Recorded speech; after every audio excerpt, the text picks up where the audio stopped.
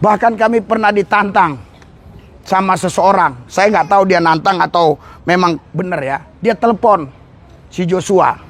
Dia bilang keluarganya baru meninggal. Saya lupa entah abangnya entah adiknya, tapi entah orang tuanya. Saya baru meninggal. Bisa nggak Bapak bangunkan? Bisa, saya bilang. Oke, kita mandi semua. Pas mau jalan, diteleponnya lagi Joshua di WA. Pak, keluarga saya nggak setuju semua lah. Makanya saudara, nanti kalau ada antara saudara mati, jangan langsung dikubur. Ya kau langsung lari lah. Naik nanti saya bayar. Ke perumahan Taman Kencana Blok D2 nomor 6 Cengkareng, Jakarta Barat. Langsung lari. Jadi lagi panas-panasnya itu dibangkitkan. Jam 8 itu paling santer, jam 9 saya sudah bangun. Betul. Saya buka Komal, tidak ada apologet yang bangun. Atau mereka sibuk. Mungkin mereka butuh ini. Betul. Kayaknya butuh ini. Karena begitu saya buka Komal pagi-pagi, saya cari, mana ini Komal? Ya sering, sekarang ini kok nggak ada yang buka. Oh, Iya. siap bang, siap bang. Tadi pagi, kemarin begitu terus. Jadi gimana mau dakwah kita ini bagus? Sementara saya mau solo, jaringan nggak bagus. Gitu. Kita kalah sama Pak Bom-Bom. Nggak ada yang seperti Pak Bom-Bom. Bisa 12 jam, 13 jam sendirian. Iya, betul. Jadi ya teman-teman, apologet. Dan bukan juga hanya apologet, Dinda. Siapapun, netizen kan juga ikut begadang. Mereka juga ikut tepuk tangan. Mereka juga ikut ribut, tertawa. Maka ini, mereka butuh ini. Suplai nutrisi untuk menjaga kesehatan. Ini ada madu dan murah. Saya agaknya kaget. Berapa harganya? 40.000. 40.000. Sebanyak ini, Masya Allah. Allahu Akbar. Kenapa murah, teman-teman?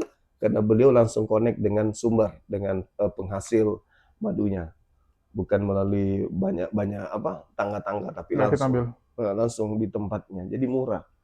Jadi teman-teman netizen, silakan pesan madu ini di saudara kita. Di link deskripsi sudah ada juga. Ada di deskripsi ya, sehingga ya kita nonton itu bisa kuat. Percuma juga untuk nanti tidak masuk juga ilmunya kalau gitu. Assalamualaikum warahmatullahi wabarakatuh. Berjumpa lagi dengan Jadid HMC ya, channel mengedukasi dan menghibur tentunya.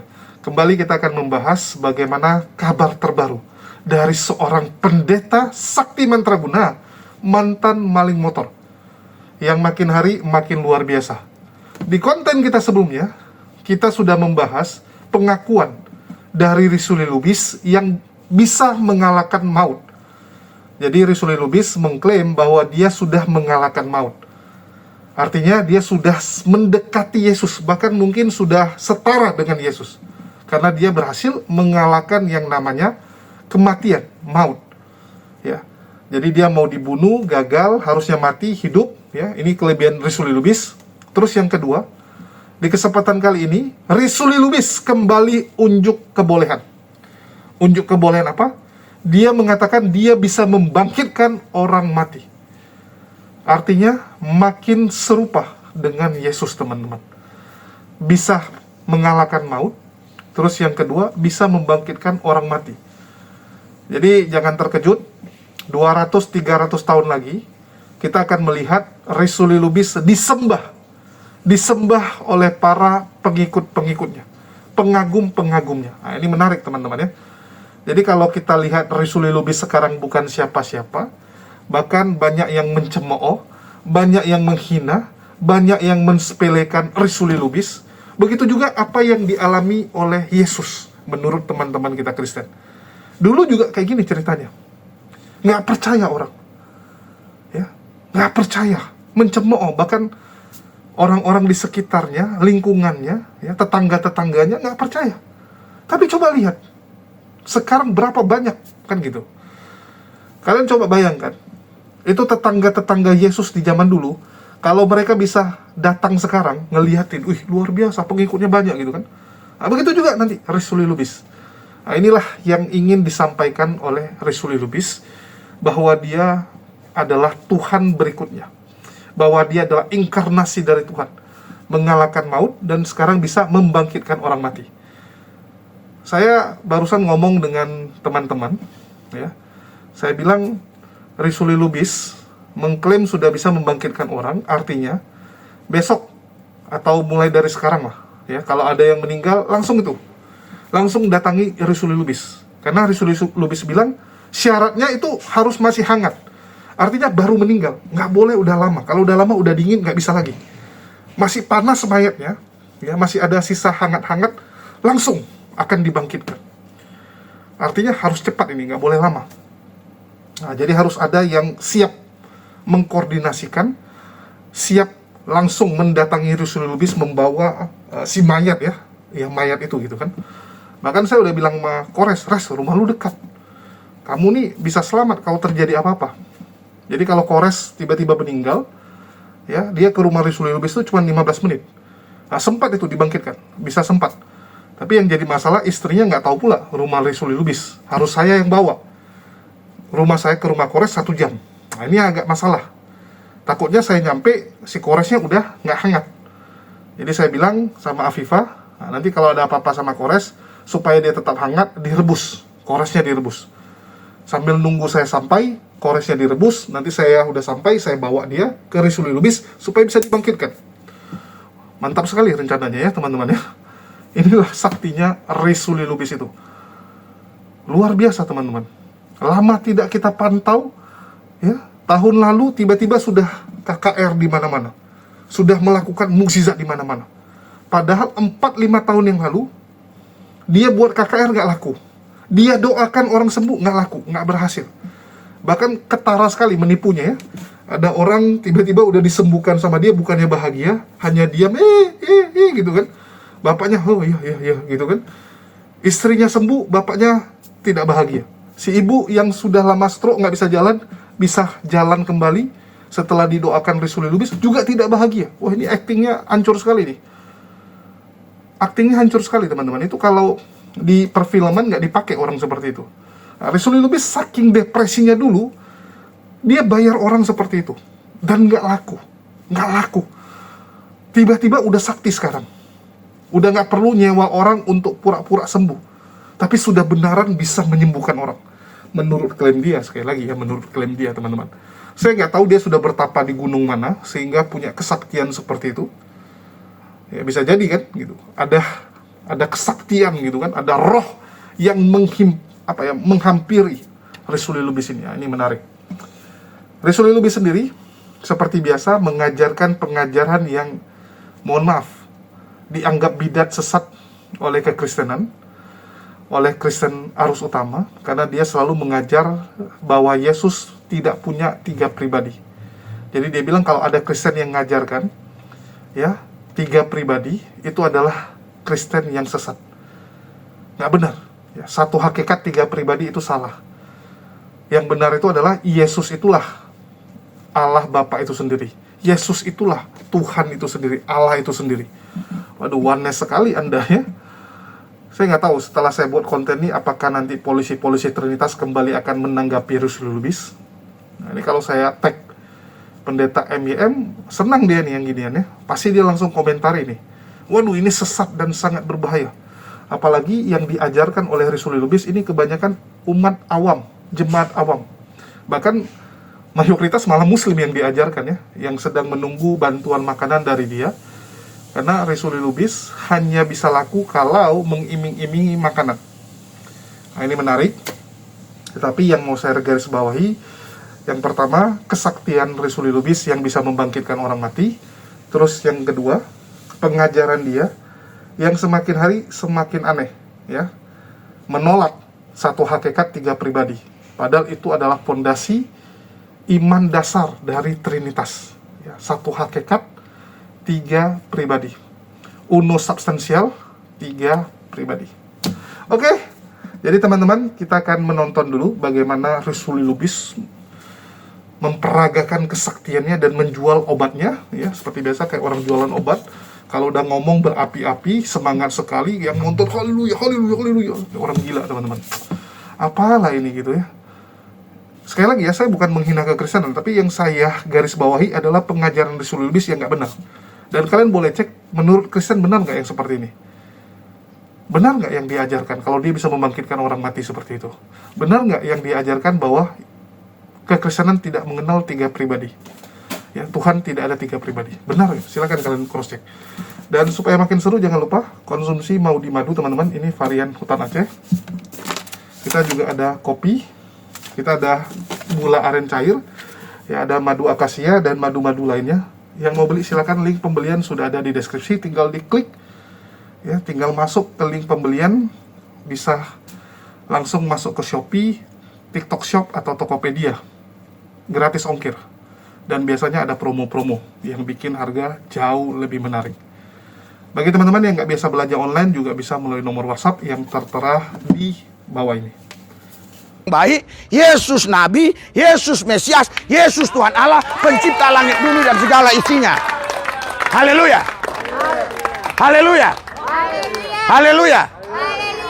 Saya berdoa buat semua kalian yang ada di sini. Amin. Supaya imanmu tidak gugur. Amin. Sampai kedatangan Tuhan yang kedua kali menjemput saudara, saudara tetap hidup di dalam Dia. Amin. Haleluya. Haleluya. Haleluya. Karena saudaraku yang saya kasih di dalam Yesus, ini hari demi hari, minggu, bulan, tahun, ini tantangan makin banyak. Haleluya. Karena situasi makin memburuk, makin memburuk. Memang situasi yang makin memburuk ini bagi sebagian orang tidak dirasakan, tapi bagi kebanyakan orang dirasakan. Haleluya. Bahkan ada seorang pendeta yang khotbah, ya, di depan ribuan orang, dia bilang apa? Ya, BBM naik, kolekte turun, katanya. Haleluya. Haleluya. Berarti kan saudara, ya, gereja juga berdampak. Sekarang contoh, saudara-saudara pembisnis misalnya, yang penghasilannya, keuntungannya setiap bulan ratusan juta. Ya, tapi karena situasi kondisi ekonomi yang makin memburuk, saudara bukannya untung malah buntung, malah rugi. Haleluya. Untuk bisa gaji karyawan aja udah hebat, udah syukur. Terus kau mau ngasih ke gereja, ngasih apa? Haleluya. Sedangkan gereja, apalagi gereja yang di mall-mall itu bayarnya mahal. Haleluya. Itu bisa ratusan juta. Satu bulan tuh bisa ratusan juta. Haleluya. Apalagi di Balai Sarbini itu mahal. Saudaraku yang saya kasih. Tapi gereja yang tidak tergoncangkan itu hanya gereja tanpa tembok 1000 pintu. Dia tidak akan tergoncangkan.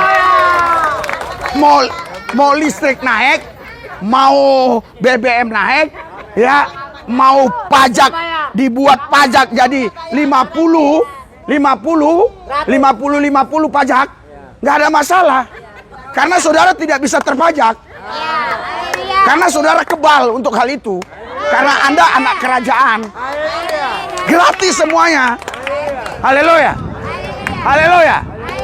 Saya bukan hanya menyenangkan telinga, tapi saya mau beritahu kepada saudara, banyak orang-orang yang kelihatannya mereka itu hidupnya senang karena kemewahan, tapi ternyata ada kekosongan di hatinya.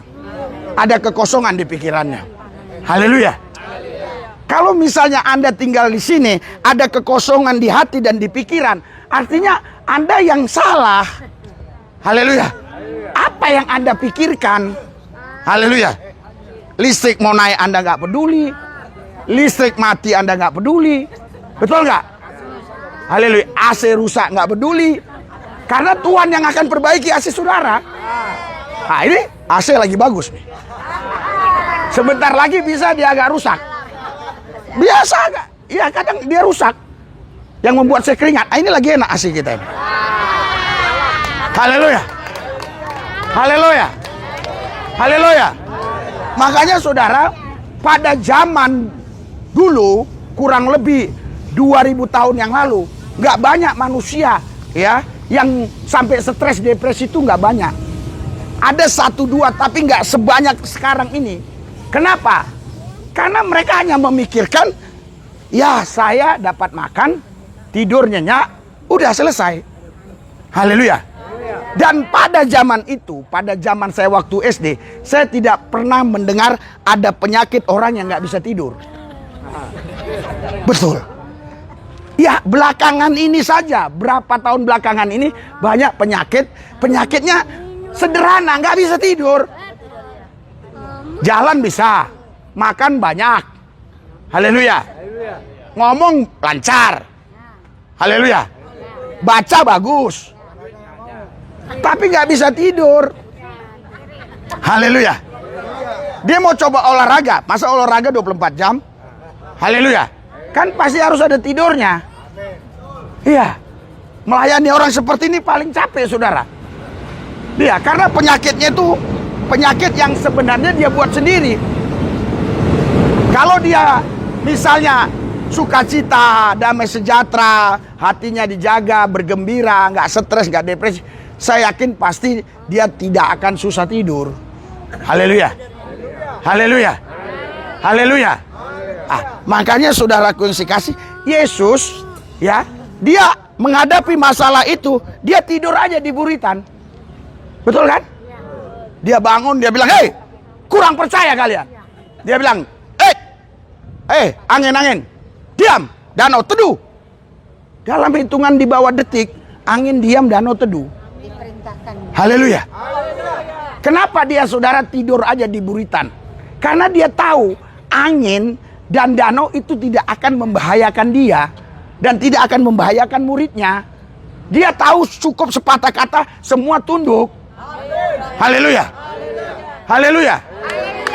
Kenapa kita takut ketika orang membawa pisau dan ingin menyerang kita? Karena kita berpikir pasti pisau ini kena ke kita. Betul gak? Tapi kalau kita berpikir pisau ini gak kena saya, pasti kita tenang. Anda paham maksud saya? Paham. Saya sudah berulang kali menghadapi seperti itu. Tapi saya nggak kalah, saya tenang. Saya termasuk di sini, saya pernah menghadapi itu. Iya, mereka bawa pisau, tapi saya tenang. Haleluya. Tenang saya. Saya tahu ini nggak bakal kena. Haleluya. Haleluya. Saya percaya ada banyak di sini yang tahu peristiwa itu. Haleluya. Ibu ini tahu, banyak yang tahu. Haleluya.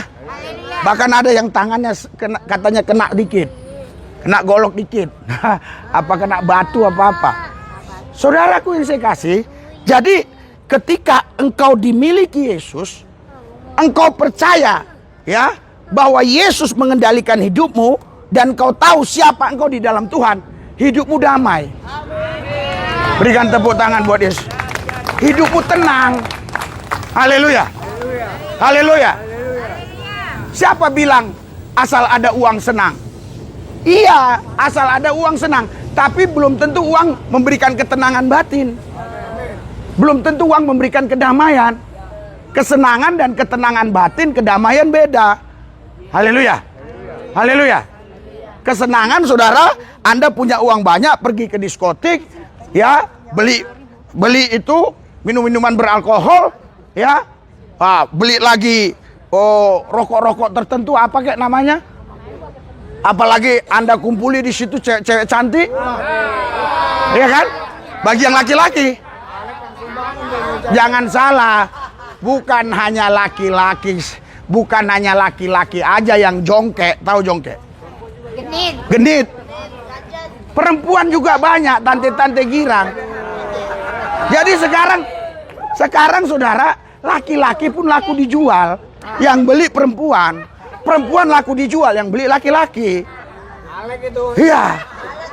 Kan dulu kita berpikir, oh, hanya perempuan yang jual diri, betul nggak? Sekarang laki-laki pun banyak jual diri. Ya, haleluya. Haleluya. Ketika engkau dimiliki Yesus, engkau pasti tidak akan melakukan itu. Amin. Haleluya. Haleluya. Haleluya. Kenapa? Karena engkau tahu siapa engkau di dalam Yesus. Ya. Yang membuat hidup kita bergembira dan lebih daripada pemenang kalau kita tahu siapa kita di dalam Yesus. Haleluya. Ini rahasia ya. Tapi saya bongkar buat saudara. Anda ini bukan orang sembarangan. Amin. Anda ini anak Tuhan. Anak raja. Raja segala raja. Yang punya segala kuasa di sorga, di bumi, di bawah bumi. Bayangkan saudara. Hebat nggak itu? Luar biasa nggak? Luar biasa. Yang buat masalah kadang Anda lupa. Ketika Anda menghadapi persoalan, Anda lupa siapa Anda. Haleluya. Sehingga Anda pikir pasti masalah ini akan membinasakan saya. Karena Anda lupa siapa Anda. Betul nggak? Haleluya.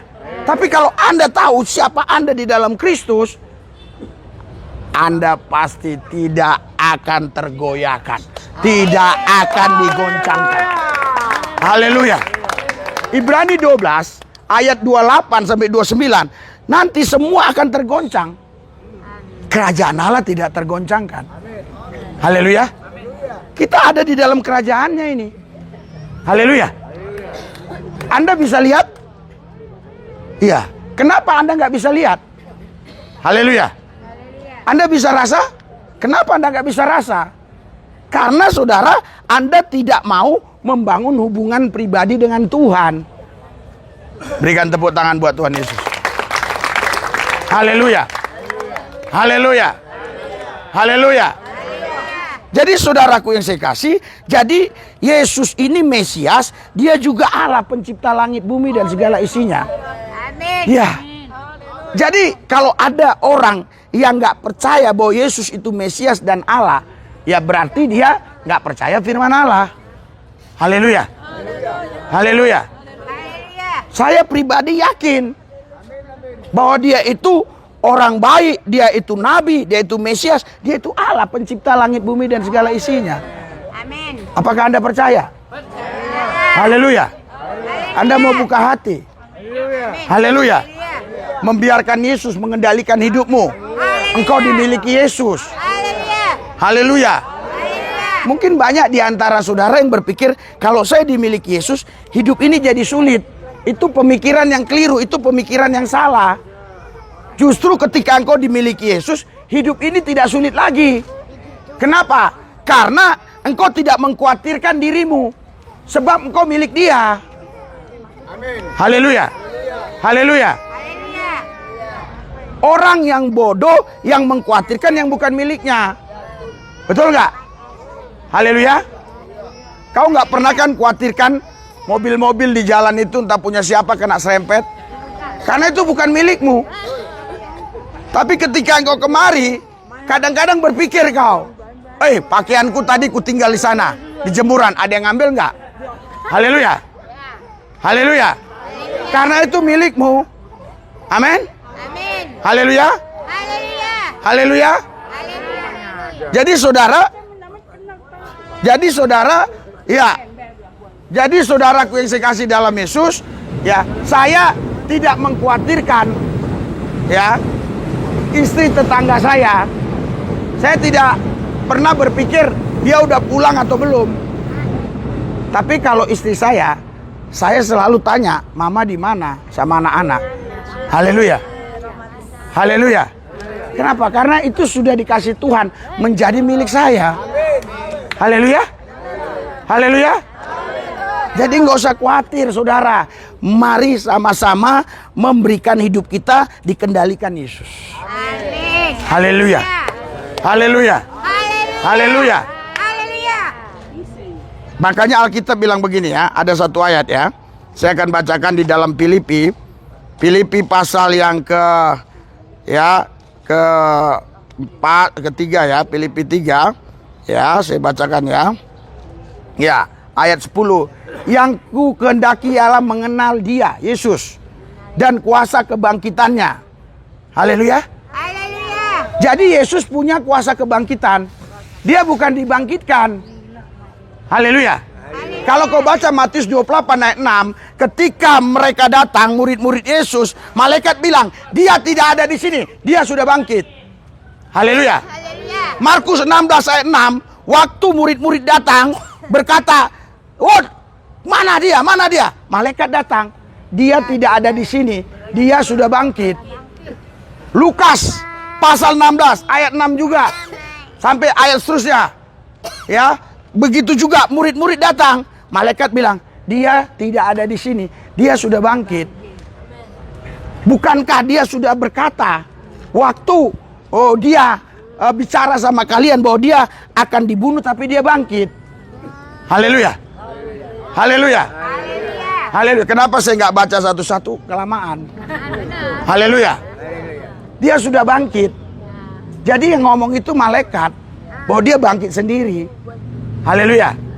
Karena nubuatan Yesus juga Anda baca di dalam Markus pasal 9 ayat 31. Nanti saya, kata dia, akan dibawa, akan disiksa, akan disalib. Saya akan dibunuh, saya akan dikubur. Tapi saya akan bangkit. Bukan dibangkitkan.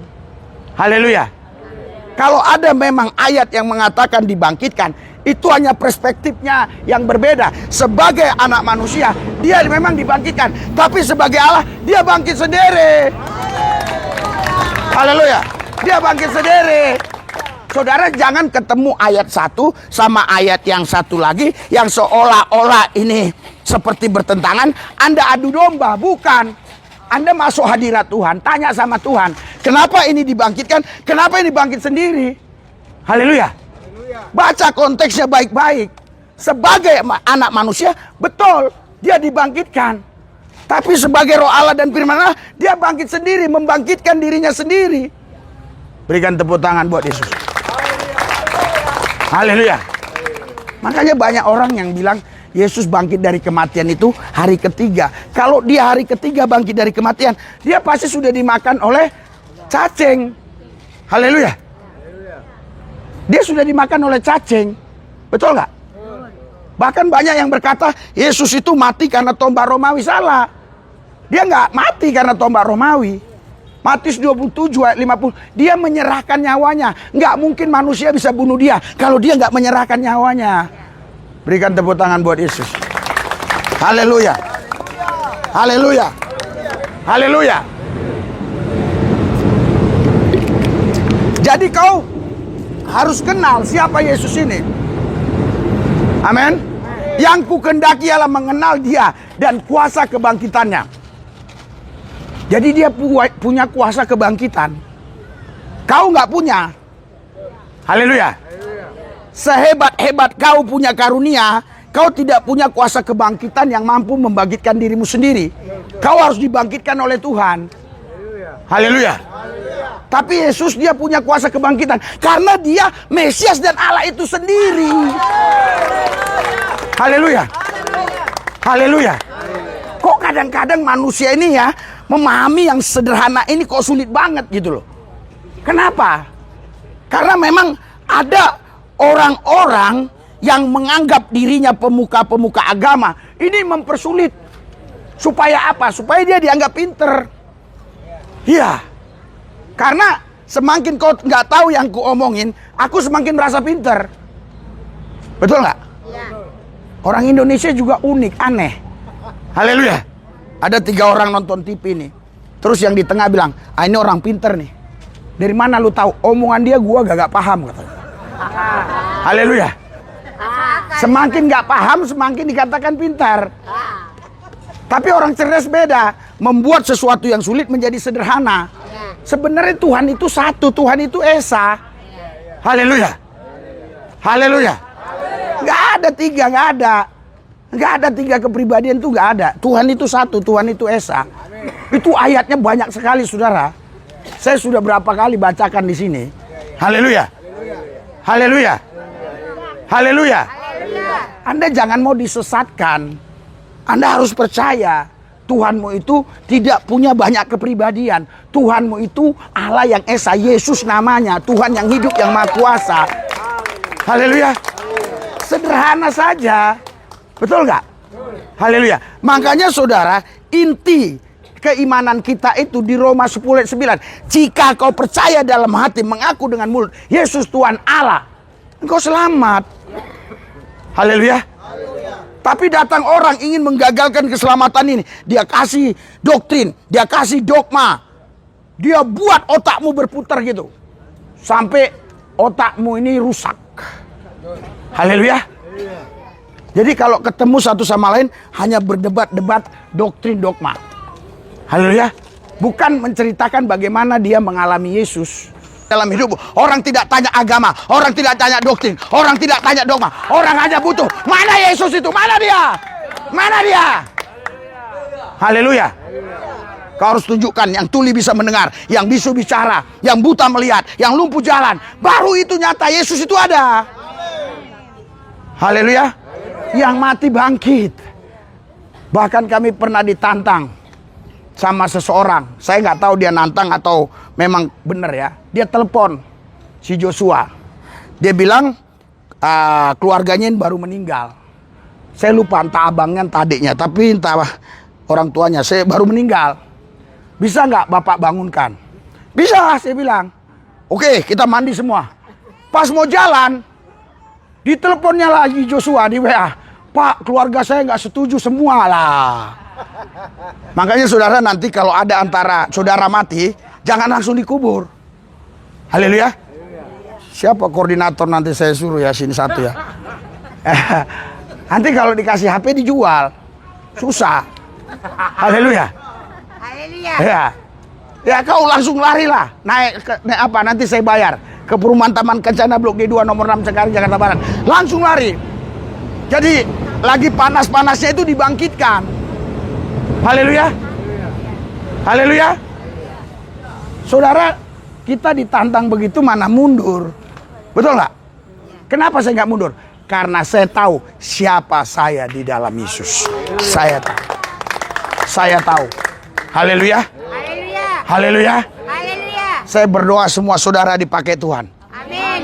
Karena hanya dengan cara dipakai Tuhan, hidupmu diberkati. Amin. Haleluya. Haleluya. Haleluya. Haleluya. Kalau kau diberkati saudara, nggak ada lagi orang-orang yang berani memijak-mijak kau. Wadidaw teman-teman ya, makin sakti makin keren pendeta Risuli Lubis. Dan saya harus mengakui teman-teman, di antara Polikardus yang kita pantau di medsos ini, Risuli Lubis bisa dibilang yang hidupnya naik. Artinya makin banyak jemaat-jemaatnya, makin banyak pelayanan yang dia lakukan. Kalau kita bandingkan dengan Deki Ngadas, Muri Wali, ya, bahkan Mel Atok sendiri teman-teman, Risuli Lubis yang persentase kenaikannya itu paling tinggi. Kalau MIM datar, Deki Ngadas datar, ya, jemaatnya segitu-gitu aja dari dulu kan.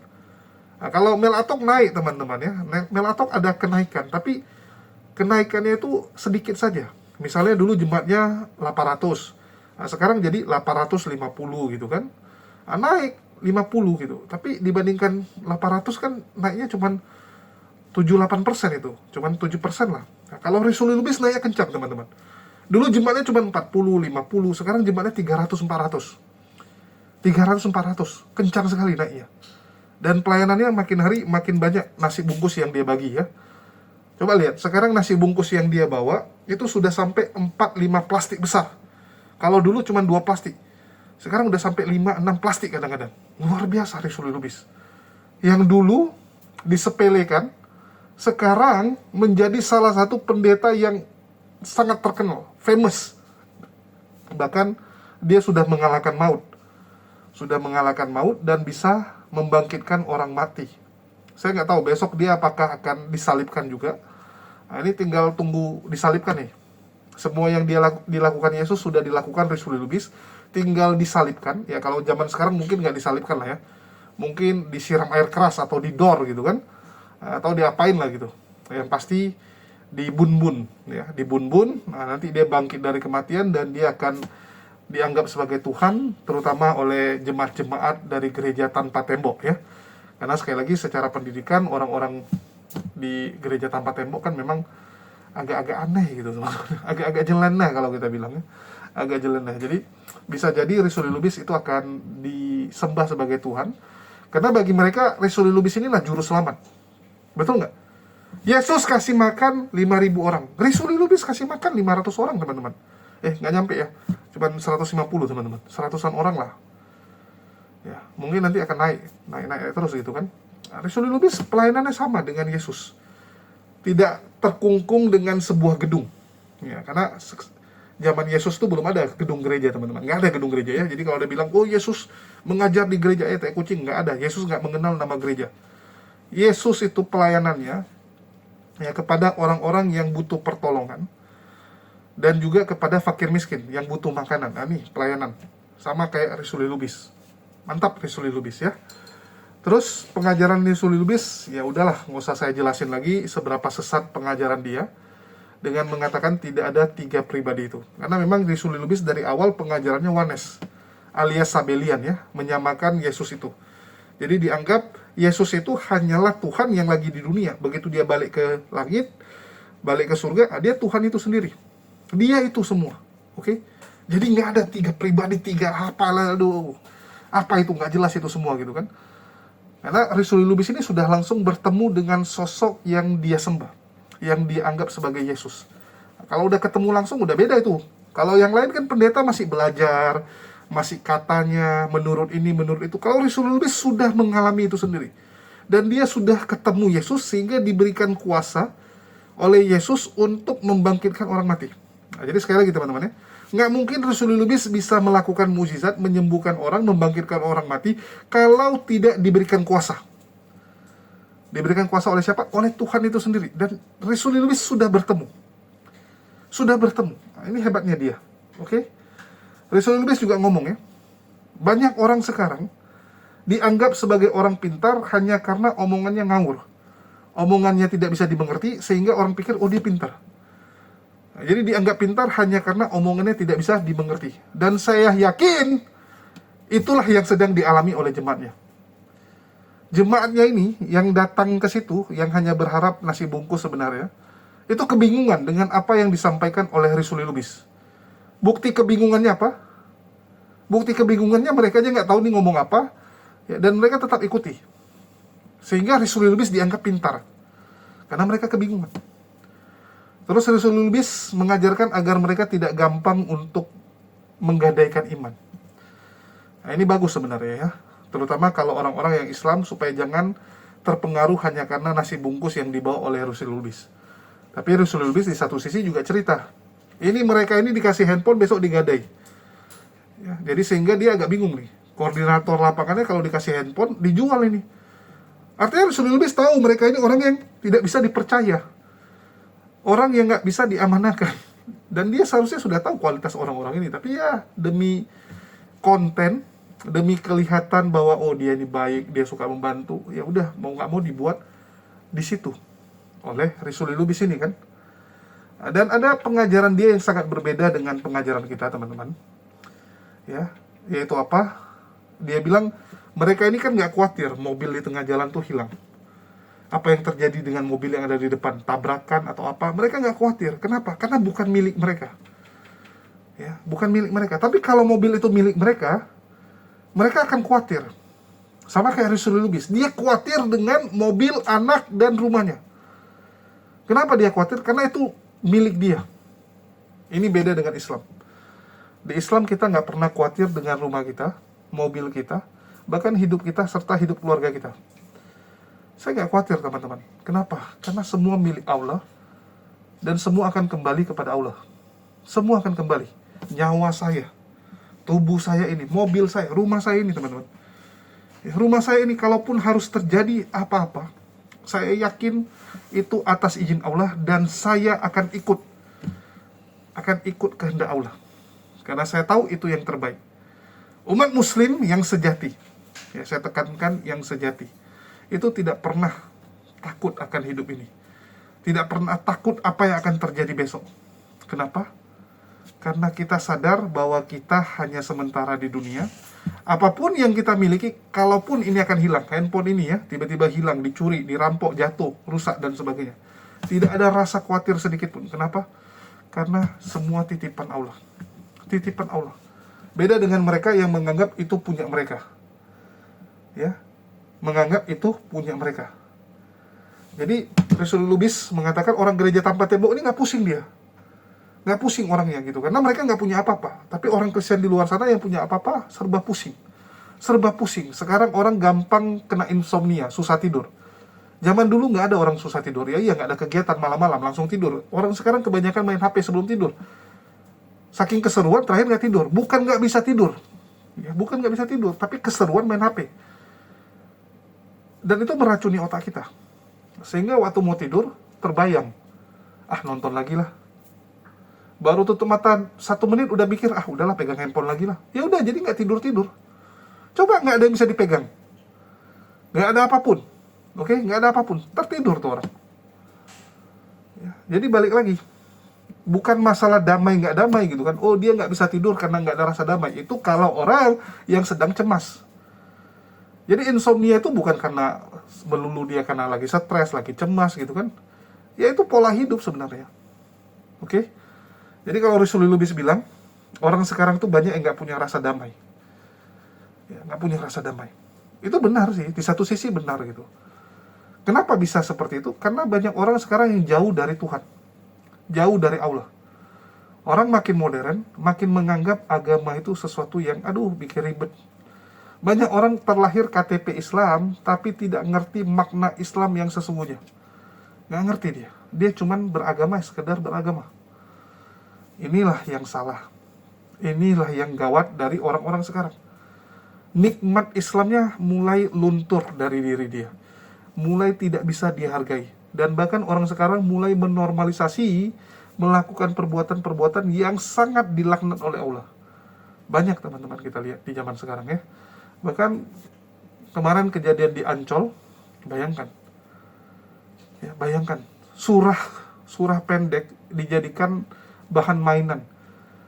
Dengan dalil mabuk nggak apa-apa, yang penting sholat tetap jalan. Ya, yang penting Islam tetap harus ngerti kalian. Ini kan kurang ajar. Masuk kan jadi penistaan agama.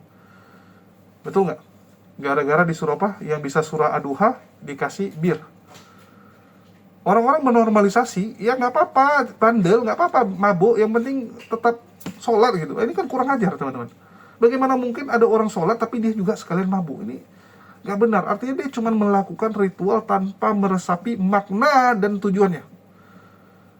Karena sekali lagi, tujuan sholat itu supaya kita sadar bahwa kita ini hamba, supaya sadar bahwa dunia ini sementara, tujuan kita di sana, sehingga kita menjalani hidup kita dengan mematuhi syariat-syariat itu, dengan tetap ada di jalan yang lurus.